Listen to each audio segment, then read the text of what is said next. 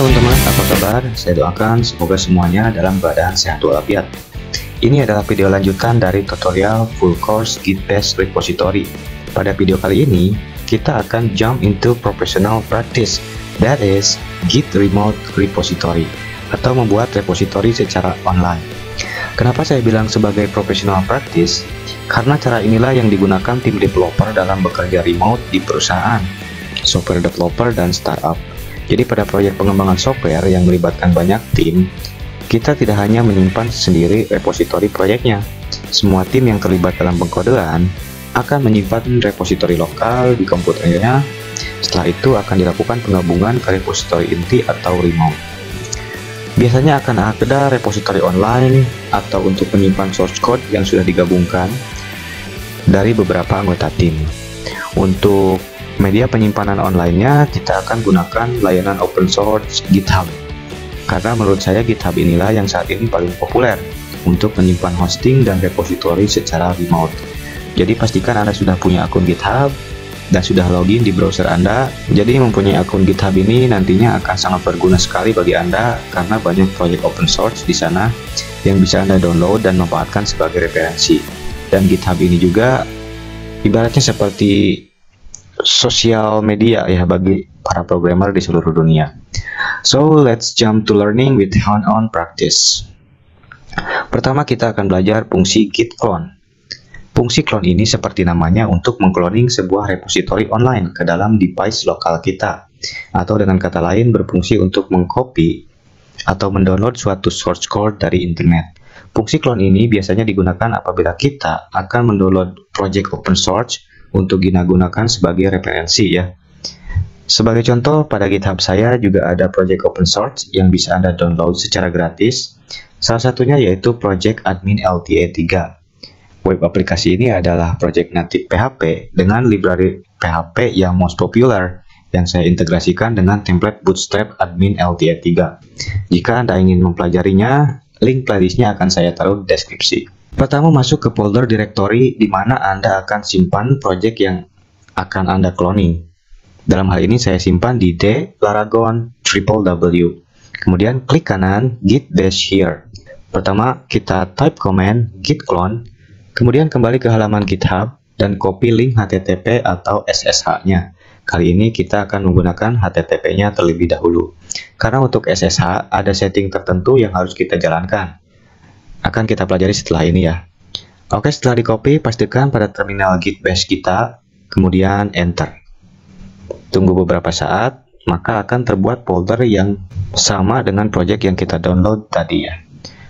Oke, jika untuk git code ini sudah paham, kita lanjut membuat repository online. Silakan masuk ke GitHub Anda, kemudian buat sebuah repository baru dengan nama bebas ya. Saya akan kasih nama online repo seperti berikut ini. Oke, sudah, maka kita sudah punya repository kosong pada GitHub kita.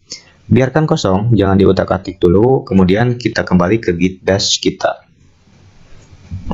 Nah, sekarang kita akan menambahkan remote pada repository kita.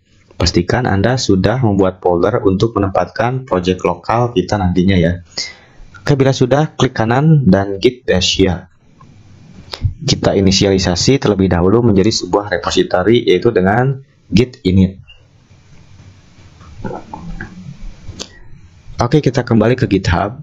Ada dua cara untuk menambahkan remote, yaitu dengan HTTP dan dengan cara SSH. Perbedaannya, apabila kita menggunakan HTTP, maka kita akan diminta password setiap kali kita melakukan push ya. Sedangkan bila menggunakan SSH, kita tidak akan diminta password, namun kita harus melakukan konfigurasi SSH case terlebih dahulu. Saya lebih suka menggunakan SSH, maka kita akan konfigurasi terlebih dahulu SSH-nya. Pertama kita buka Git GUI. Ini otomatis terinstall ketika kita menginstal Git pada Windows ya. Kemudian pilih menu Help, Show SSH Case. Selanjutnya, apabila Anda pertama kali membuat SSH ini, maka Anda harus klik button Generate Case untuk mendapatkan SSH-nya. Setelah muncul seperti ini, silahkan copy semua, kemudian kembali ke GitHub, buka setting akun Anda, pilih menu SSH NGPP Case, klik New SSH Case, ketikkan title atau namanya, kemudian pastikan SSH Case-nya, kemudian klik Add SSH Case. Kemudian kembali ke terminal Git Bash kita dan type command SSH minte git@github.com. Jika muncul seperti ini, maka Anda sudah sukses connect authenticate kepada GitHub Anda. Biasanya bagi Anda yang pertama kali ada warning yang memerlukan konfirmasi seperti ini. Ketikkan saja yes, kemudian enter. Oke, tinggal kembali lagi ke repositori kita yang dibuat tadi, kemudian copy SSH-nya dan pastikan pada terminal Git Bash kita dengan type command git remote add nama remote-nya, pastikan link SSH-nya atau seperti ini. Kemudian untuk melihat status remote kita bisa type command git remote -p. Jika tampil seperti ini, berarti remote Anda sudah berhasil. Untuk merubah nama remote tadi, nama remote kita adalah remote saya, akan diganti menjadi my remote. Kita bisa menggunakan fungsi git rename. Git remote rename remote saya menjadi my remote. Maka nama remote kita sudah kita ganti ya. Untuk menghapus atau meng-cancel remote kita bisa type command git remote remove nama remote-nya. Tapi kali ini saya tidak akan menghapus remote saya, jadi saya batalkan. Selanjutnya mengirim commit ke repository online atau ke remote kita. Fungsi yang kita gunakan yaitu git push my remote master. My remote ini adalah nama remote kita dan master adalah branch yang dituju pada repository online kita. Baik, untuk melakukan push maka kita bisa menambahkan dulu commit di lokal dengan menambahkan file seperti index.html. Baik, buka dulu text editor kita. Kemudian tambahkan index.html. Kita git add dan git commit online pertama, kemudian enter.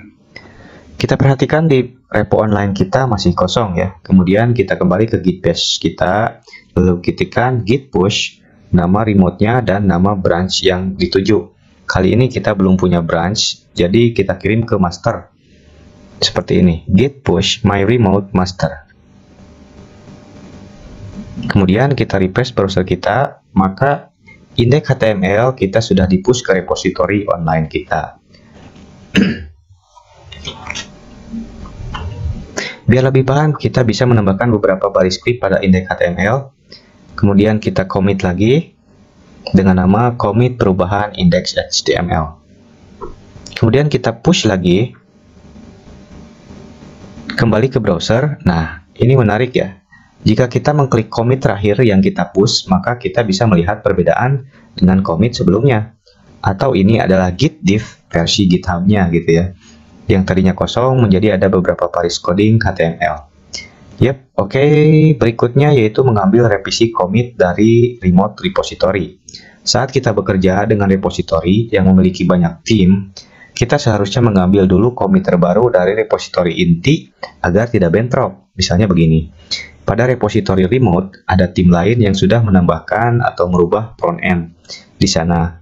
Maka kita harus mengambil commit tersebut agar repository lokal kita tetap terupdate atau sama persis seperti repository remote.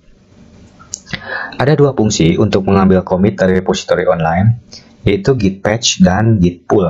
Bedanya, git patch hanya akan mengambil commit saja, tidak langsung melakukan penggabungan atau merge terhadap repository lokal kita. Biasanya digunakan apabila di lokal repo kita sudah memiliki script, jadi sistem kita sudah ada isinya gitu. Kalau git pull mengambil revisi dan langsung melakukan penggabungan atau merge terhadap repo lokal kita.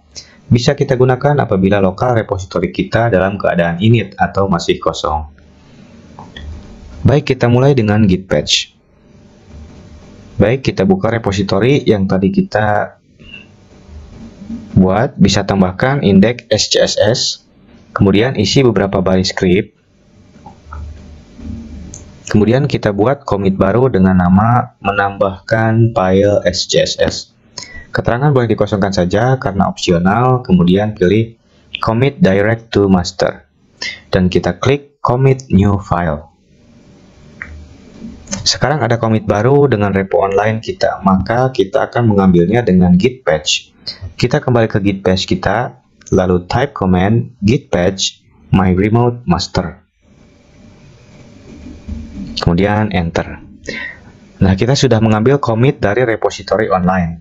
Tetapi si index.sjss ini masih belum masuk ke dalam repo lokal kita. Karena kembali lagi, fungsi patch hanya untuk mengambil commit, tidak melakukan merge secara otomatis. Coba kita lihat git log.